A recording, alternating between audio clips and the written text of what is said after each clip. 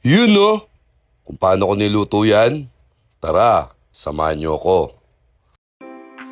First, wash muna natin ng mabuti yung ating native pusit. Maglagay na tayo ng cooking oil.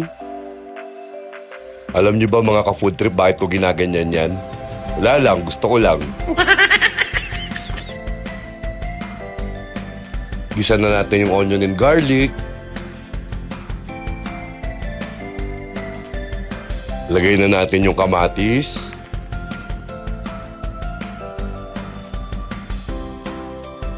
Ganon din yung luya. At once na nag-flatten na yung kamatis, lagay na natin yung pusit.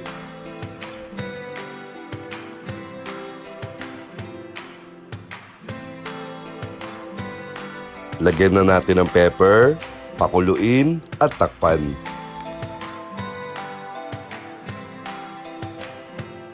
Pansin nyo ba mga ka-food trip, nagkaroon ng sabaw yung ating pusit without adding water.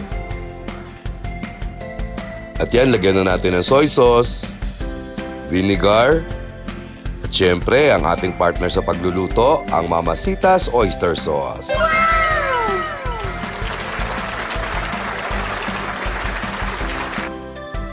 At yan, separate na natin yung ating pusit, ganun din yung sauce.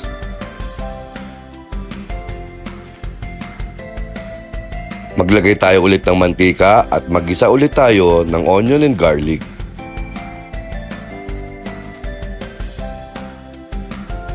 Lagay na natin yung ating pusit and mix well. Lagay na rin natin yung ating sineperate na sauce, pakuluin at takpan.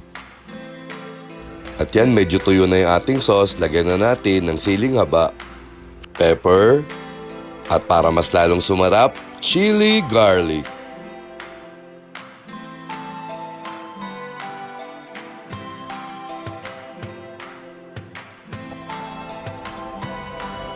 Lagay na natin sa serving plate.